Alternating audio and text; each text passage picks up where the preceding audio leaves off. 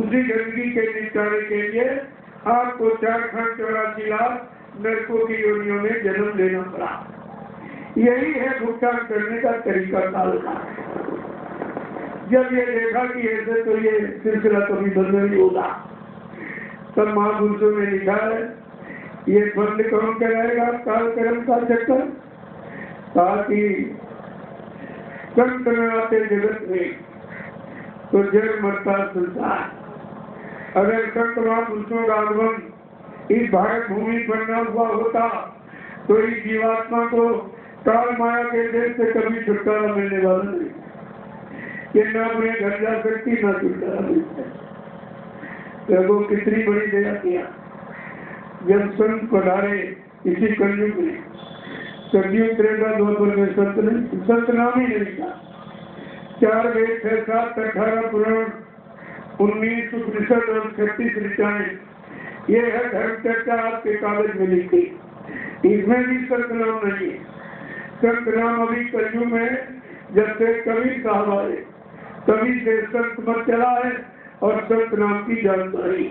जब संत नहीं आए थे तो जीवात्माओं का इस देश से अंत होना ही नहीं था। काल माया के देश से कौन अंत कराएगा, छुटकारा दिलाएगा, कौन इसके घर हो जाएगा, ये विधान ही नहीं था। और जब संत बुलाए तो सबसे पहले उन्होंने देखा कि ये तो मन बहुत खराब, ये किसी का शुभ सोच भी नहीं सकता। करना कराना तो दूर हो गया, एक किसी के बारे में सत्य सोच भी नहीं सकता, इतना खराब। तो सर्वप्रथम संतों ने दया किया, इस पर मनसा पाप को हटा दिया। गोस्वामी जी महाराज ने रामचरितमानस में लिखे रखा और सबको बताया इस मृत मंडल पर सत्य महापुरुषों की कौन सी दया जो विशेष रूप से जीवों पर हुई है। तो क्या लिखा कि कलयुग पुनीत प्रतापा और मानस पुण्य हो नहीं पापा। कलयुग के जीवों के लिए झूठ हो गई। एक स्पेशल दया के स्मार्ट जी के क्या हो गया कि इस पर मनसा पहुंच गई और मन से अगर किसी का भला सोच लेगा तो लाभ मिल जाएगा। इसका मतलब हम लोग इतने मन से खराब कि किसी के बारे में सच्चा सोच भी नहीं सकते, अच्छी सलाह भी नहीं दे सकते, इतना मन खराब हो गया। अब बताओ इस मन की खराबी को दूर करें। अगर शरीर गंदा हो जाए तो कुएं तालाब तो पानी काम आ जाएगा, लेकिन जो मन पर गंदगी करी कर्मों की, जहाँ तुम्हारा बाहर का पानी खेल कर साबुन कुछ नहीं जा सकता, और जब तक कर्मों की गंदगी नहीं हटेगी न कोई जीवात्मा को ढलेगी, न परमात्मा से मिलेगी और न अपने घर मुका मंडल को सोचेगी। तो ये काम कौन करेगा? इस काम के लिए संतों को भेजा। सत्पुरुष के आदेश से संत आए और उन्होंने जीवों को जगह तीनों चीजें अलग है। गुरु अलग है, संत अलग है, सदगुरु अलग और परम सत्य है। चारों अलग ऐसा नहीं है।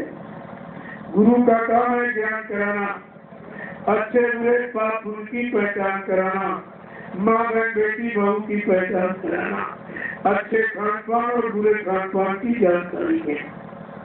ये काम है गुरु का। और संत जो जिसने सब काम कर दिया हो, काम का, क्रोध का, लोभ का, मोह का, इंकार का, ईश्वर और जो कामना के बीच जाल में फंसी जीवात्माओं का भी अंत करा दे, इसको इसके घर पहुंचा दे, उसको कहते सत।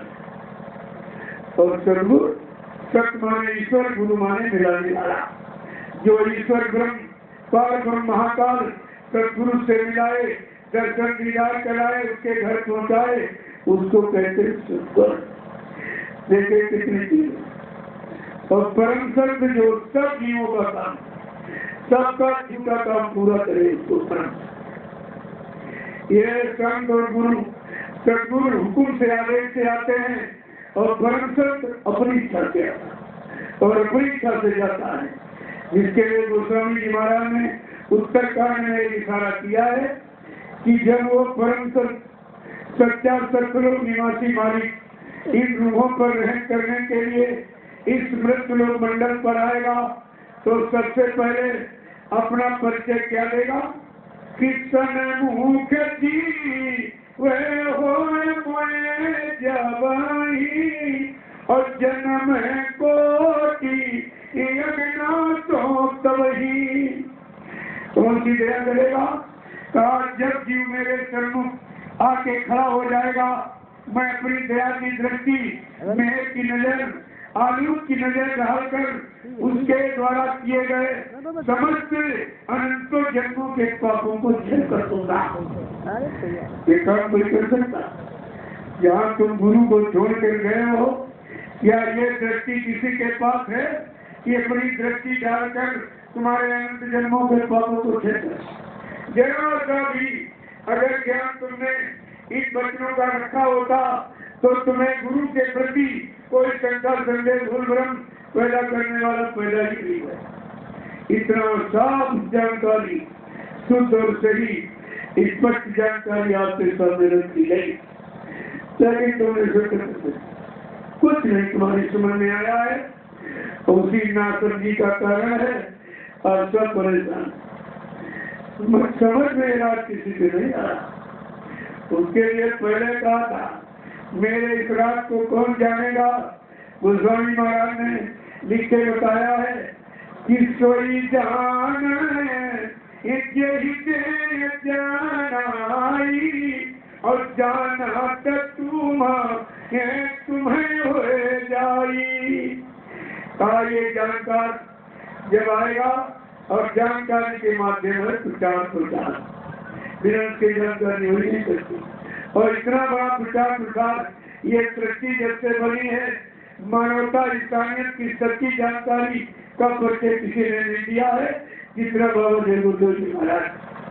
10 जुलाई 1952 से हिंदुस्तान का कोई प्रांत, कोई जिला, तहसील, ब्लॉक, शहर, कस्बा, गली, गाँव पूछा छोड़ा नहीं जहाँ पर समय की जानकारी न दी गई हो, आगे आने वाले खराब समय की सूचना न दी गई हो और उससे बचने की युक्ति और संभाल का तरीका न दिया गया हो, ऐसा किसी महापुरुष ने इस सृष्टि पर रखा ही नहीं। इसलिए सृष्टि के प्रथम महापुरुष और अब कुछ नहीं, जो बेचारे बाहर हैं उनको तो माफी मिल जाएगी, लेकिन जो अंदर में गए और भूल गए उनको उन्हें मालिक को दे देगा। इसलिए आज नए वर्ष पर हमको अच्छे काम का संकल्प लेना चाहिए और बुरे काम का परित्याग, दोनों चीजें ये जान लो।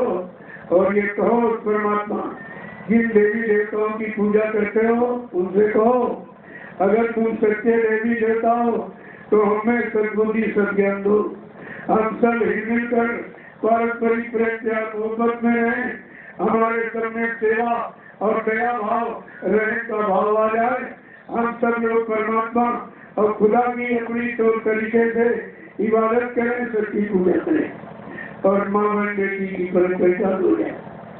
ये आपको मानना चाहिए। पूजा करने का मतलब क्या?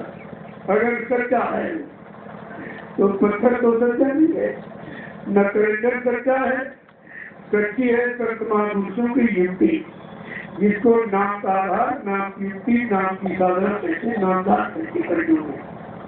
अगर ये इसका सही तरीके से अभ्यास कर लो तो जितना तुम पूजा पाठ कर रहे हो वो मृत्यु लोग में कुछ नहीं, इसके ऊपर जो इस लोग के ऊपर देव लोग वहाँ देवी देवता यहाँ कुछ नहीं। यहाँ तो मृत लोग इसीलिए नाम दिया गया ताकि आपको शंका न हो, और जब मृत लोग कहते हो देवी देवताओं की पूजा करते यहाँ कहाँ बैठे हो? इस मृत लोग में जो आएगा उसको मरना पड़ेगा, मौत के हवाले होना पड़ेगा। इसलिए जो संत महापुरुष देवलोक में जाने की युक्ति दे रहे हैं नामदान, जब ये नाम की कमाई करके जीवात्मा जगेगी तो मृत लोग के ऊपर है देवलोक, लिख लो। वहाँ पहुंचेगी तो 33 करोड़ देवी देवताओं का दर्शन, 10 करोड़ दुर्गा, 9 करोड़ शंभु और उसके ऊपर राम का साकेत लोग राम का दर्शन और कृष्ण का गोलोक उसका दर्शन और ब्रह्मा का ब्रह्मलोक ब्रह्मा का दर्शन, विष्णु का विष्णु का दर्शन और शिव जी का शिवलोक, शिव का दर्शन, यह सब उधर कर।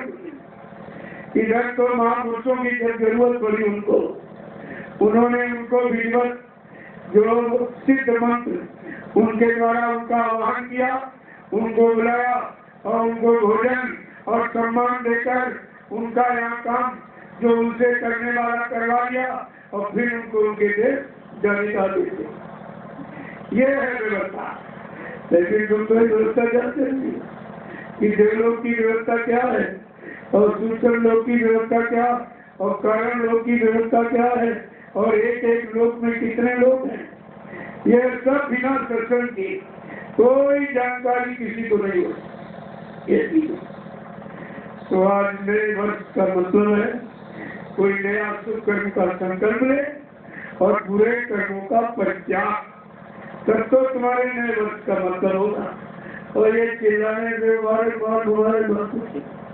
कितने दिन से चिल्लाने कुछ हुआ,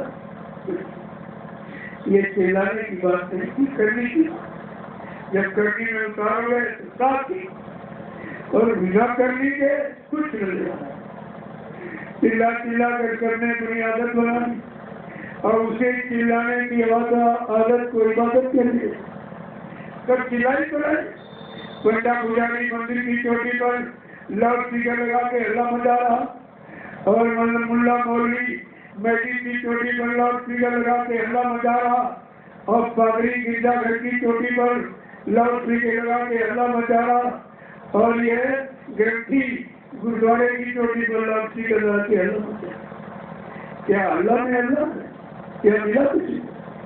इतने दिन से पूजा पाठ कर रहे हो, श्रम समय पूरी खर्च कर रहे, कोई देवी देवता मिला? अरे तुम्हें भी दर्शन हुआ तुमको, फिर ये क्या? अगर खेती करो और उत्पादन ना हो तो खेती करना बंद कर दिया, नौकरी करो तनख्वाह मिले तो नौकरी आप नहीं करे, व्यापार दुकान करो मुनाफा ना हो बिक्री ना हो तो आप वो भी बंद कर देंगे। लेकिन ये पूजा पाठ करते कर रहे हो, न देवी न देवता न खुदा न भगवान, कुछ नहीं मिला और अभी जानकारी की कोई प्रयास नहीं करा। इसे क्या है? जबकि लिखा है कि देखे भिन्न हो प्रतीति और भिन्न प्रतीत हो नहीं प्रीति। बिना देखे कोई रिश्ता बनाओगे? कह दिया जाए तुम्हारी पत्नी अमेरिका में, स्वीकार करो? अरे कहने से स्वीकार कर लोगे तो यहाँ सब देख के और सोच समझ के और सुन के प्रयोग करके तब माना जाता। लेकिन तुमने देवी देवता देखे नहीं और परमात्मा खुदा भी आपने देखे, फिर तुम्हारा ये रिश्ता कैसे? बिना देखे का रिश्ता। और परेशान भी हो रहे, चिल्ला रहे, न देवी मदद कर रही न देवता मदद कर रहा न भगवान मदद कर रहा न खुदा। क्योंकि भगवान खुदा कहाँ है और किसके द्वारा मिलेगा और कैसे उसके दरबार में पहुंचकर तुम सच्ची फरियाद करोगे तभी तो सुनी जाएगी। तो कम से कम तरीके को तो ले लो, सब आपके सामने आते हैं। तो आज की ये तिथि है तो आपको ये संकल्प लेना चाहिए कि हम लोग नशानी अब न नशे। जो जीवन चला गया व्यर्थ लोगों में और करके मिला क्या? अरे भाई 1 बार 2 बार 4 बार 10 बार 1000 बार कर चुके, लेकिन मेरा कुछ नहीं और अब भी आदत आपकी बंद है। तो इससे मिला क्या? क्या ज्ञान आपने प्राप्त किया? करनी का मतलब फल और करनी से फल यानी ज्ञान अनुभव एक्सपीरियंस क्या हुआ? कुछ भी तो अनुभव तुम्हारे पास किसी भोग का अनुभव और तभी फलते चले जा रहे हो। एक बार अगर समझ लो कि बड़ा घाटा है, बड़ा नुकसान है, ये नुकसान कहीं रुपए पैसे से पूरा होने वाला नहीं है तो एकदम बैराम। इसको कहते बेना, जहाँ जहाँ हुए द्वेष खत्म हो जाए, अलग हो जाओ, फिर उसको बैरा कहते। ये जटाजूट, ये साड़ीवाल, लाल पीला कपड़ा, कपड़ा तेरे दिनों, ये चंदन बंधन, ये बैरा देश का कोई संबंध।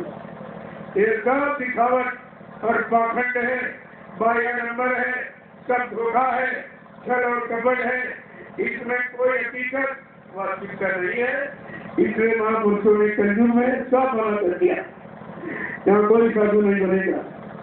साधुता विचार, साधुता धारण करो, बना नहीं जाता। साधु बने तन मन वचन इंद्रियों को जिसने साथ लिया हो, रोक लिया हो, इनकी सच्चाई को समझ लिया हो, शाकाहारी सदाचारी ब्रह्मचारी इसको साधु। और तुमने जातियों में और कपड़ों में और दाढ़ी बाल में साधु को बांध दिया, इसीलिए धोखा हो गया कुछ। और इसी जब लोग जान गए कि इसमें बड़ा लाभ है, तो आज की जनरेशन में हिंदुस्तान में कितना साधु है? 1 करोड़। 1 करोड़ भीख मांग के खाने वाला, कोई काम नहीं करता एक पैसे का देश। और भोजन चाहिए, कपड़े सब चाहिए। जिस देश का 1 करोड़ व्यक्ति कुछ नहीं करेगा, वो देश गरीबी को हटा पाएगा कभी? और जिस देश का यानी भिखारी हो जाएगा इंसान और नौयुवक सड़कों पर मारा मारा घूमेगा, वो देश हजारों वर्ष तक अपनी तरक्की नहीं कर सकता। युवा शक्ति का दुरुपयोग जिस देश में हो जाता है, वो देश कभी उन्नत नहीं। और यहाँ नौयुवक सड़कों पर घूमता, कोई जिम्मेदारी किसकी है ये? अरे माँ बाप की जिम्मेदारी पैसा खर्च करना, बच्चे की जिम्मेदारी विद्याभ्यास करके यानी करके, और डिग्री डिप्लोमा देना सरकार की जिम्मेदारी। और डिग्री डिप्लोमा का मतलब इसको योग्यता के साथ काम देना, ये सरकार की जिम्मेदारी। सब अपनी जिम्मेदारी कोई नहीं देना। और इनको जैसे प्रसाद बांटा जाता है, ऐसी डिग्री डिप्लोमे बांट दिए और ये सब बच्चे सड़कों पर। जब ये 80 और 70 साल तक ये बूढ़े कुर्सियों में चिपके रहेंगे, इन नौजवानों को काम करने के लिए जब तुमने बुद्धि का पैमाना बना दिया कि 60 साल में 62 साल में कहा व्यक्ति की बुद्धि विकासशील कार्य नहीं कर सकती, तो उसको रिटायर कर दिया जाए। रिटायर चलो, तुम्हारा पैमाना अच्छा, लेकिन प्रजातंत्र में पैमाना नियम कानून है, जो राजा वही तो प्रजातंत्र हुआ। तो कर्मचारी जैसे अध्यापक को 60-62 साल में उसको रिटायर कर दिया जाता, ये कहकर कि तुम विकासशील कार्य नहीं कर सकते हो, तुम्हारी बुद्धि और विकास नहीं कर सकती, ये समझ कर। जबकि 7 साल में अध्यापक को सारे सब्जेक्ट कंठस्थ हो जाते, उसको किताब की भी जरूरत नहीं है, तब कहते तुम अयोग्य हो और तुमको कान पकड़ के निकाल दिया जाता। और फिर उधर 70, 80 और 65 साल और 90 साल के ये तुम्हारे राष्ट्रपति, प्रधानमंत्री, मुख्यमंत्री, ये सांसद विधायक, इनको कुर्सी पर बैठा जाता, एक को कुर्सी से हटाया जाता, भगाया जाता कि तुम अयोग्य हो, काम नहीं कर सकते हो, तुम्हारी बुद्धि विकासशील कार्य नहीं करेगी, और इनको 90 साल वालों को बैठा जाता। क्या ये प्रजातंत्र है? क्या ये भारत का कानून है? या भारतीय संविधान यही शिक्षा दे रहा? अरे ये सब फंसेंगे और सब पकड़े जाएंगे, वो समय बहुत करीब जब सबको सजा देने वाली है। इससे आप बांध के रखिए, वो समय आ गया, ज्यादा समय दूर नहीं है। ऐसा काम तुम्हारे सामने महापुरुषों ने कहा, मैं तो कभी करता नहीं हूँ, मैं करवा दूंगा, किसी के घर में देवता और भूत बैठा दूंगा, उसी से काम तुम्हारा हो जाएगा। लेकिन तुम बड़े सकते है ना, तुमको मैंने नामदान दिया है बचने के लिए नहीं, काल में आगे देश से निकलने के लिए, तो तुम इस पत्थर में मत फंसना।